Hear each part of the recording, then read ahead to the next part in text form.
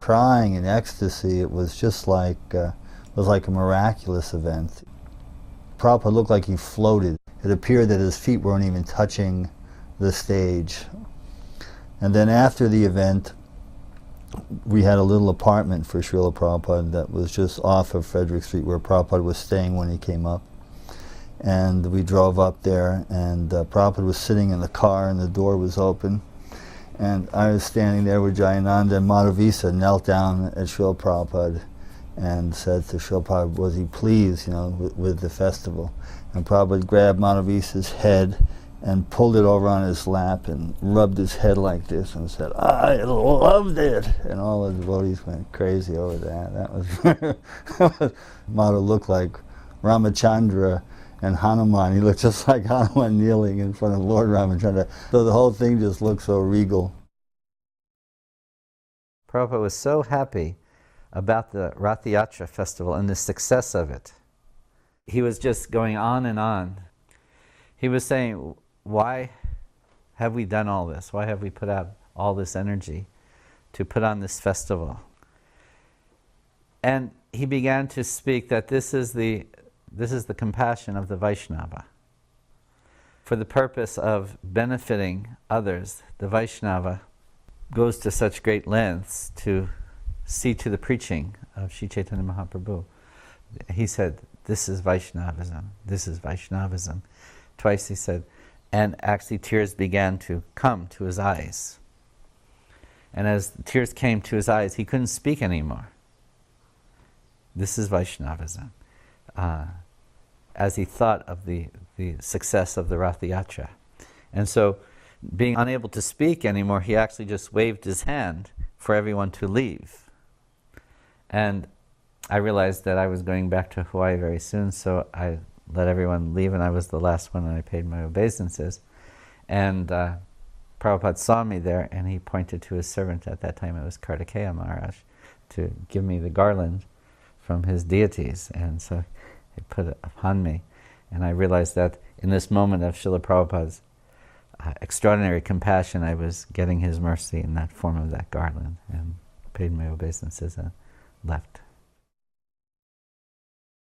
And I remember in the airport, after the ecstatic greeting and kirtan, there were some reporters there, and this reporter kept asking Srila Prabhupada when it was that he realized God. And Srila Prabhupada, as we know, would never ever put himself forward or take credit. He was always a humble servant of the servant of the servant of the servant of the most intimate devotees of Krishna. So Srila Prabhupada would just explain to the person that, anyone can realize God, and how God is there in the transcendental sound of His holy name. So Srila Prabhupada was trying to give him some philosophical understanding. But the man was very persistent, and he kept inquiring, but you, Swamiji, when did you first realize God? And so Srila Prabhupada smiled, and he said, I first realized God when I was 5 years old. And of course, Srila Prabhupada then said, actually, there was never a time when I did not remember God. So we know that Srila Prabhupada displayed the symptoms of a pure devotee from birth. He talks about that in the Bhagavatam, and how his symptoms also of holding Rath Yatra and worshipping Radha Krishna, these are symptoms of a liberated soul coming into this material world just for the purpose of delivering the conditioned souls. So here Srila Prabhupada confirmed his full God realization from inception in this material world. Those were the old days before terrorism, so we just used to take these huge monster kirtan parties right into the airport. And then Prabhupada came, and I guess there was a press conference. And I remember I was standing right next to Prabhupada, and I just remember I was looking at Prabhupada, and suddenly my heart started fluttering, and I felt the most incredible ecstasy that I've never before or since felt that ecstasy. I was standing there looking at Prabhupada.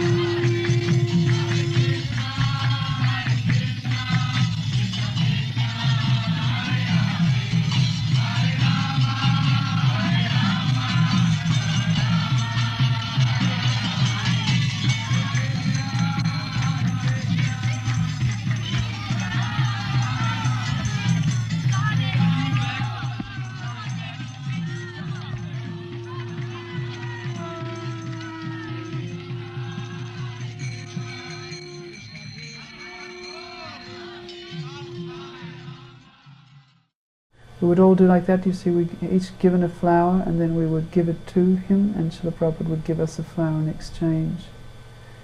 And occasionally he would stop and say something to one of the devotees, and we were all sort of hoping that he would stop and say something to us. I remember I had been staying there in the temple for about 2 weeks, and one day he stopped, and when I offered my flower he said to me, "Oh, you're new here?" And I said yes, and he said, "Are you happy here?" And I said yes, and he said, "Very good." And took the flower and he continued. But it was very exciting. That was the most exciting part of the day, as we'd all line up kneeling on either side of the entranceway into the temple. And the children would run down the middle, and Srila Prabhupada would show them some extra affection and play with them a little bit, show them different flowers until they found one they liked. He was always very, very affectionate with the children.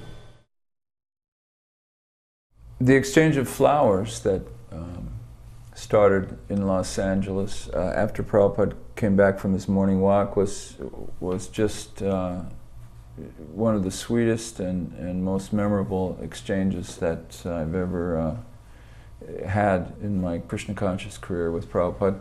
Prabhupada would go on the morning walk, and typically he would go to Venice, but not always, Venice Beach. And then when he returned, prior to the greeting of the deities, the devotees would be prepared for him in 2 lines, and all the children would be there. And it was such a sweet time. Everybody was so happy that it's so obvious that the children also sort of enjoyed the whole thing. The whole atmosphere was just completely enjoyable and family-like. This wonderful, wonderful exchange of flowers with Prabhupada. And then this was going on outside the temple. I mean, we could have done it inside the temple or something, but it was just there being done as Prabhupada dismounted from the car, and we were right there on the street and greeting Prabhupada right when he first arrived there. Prabhupada got out of his car, and as he got out of his car, Prabhupada had his foot there. And Dinanath hopped down, grabbed Prabhupada's foot, had Prabhupada's foot in his hand, and he was kissing Prabhupada's feet. And I'm like a new devotee. I'm like, he's kissing his feet. You know, the feet are considered to be the most objectionable part of the body. Not something that you would bend down and kiss. And I'm looking down, and Dinanath just completely ignored any kind of social convention. He had no concern for what anyone was thinking. And he was just kissing Prabhupada's feet, and I just remember I couldn't believe it. And Prabhupada just let him do it, and it seemed like for it to turn out, I can't believe it. He was kissing his feet. But, Dinanath got the mercy. So Srila Prabhupada was so personal in his dealings with the devotees, and that was one aspect that was so attractive to people in the early days of the Krishna consciousness movement. You see how Srila Prabhupada, he always relished reciprocating love with his devotees. It simply wasn't Srila Prabhupada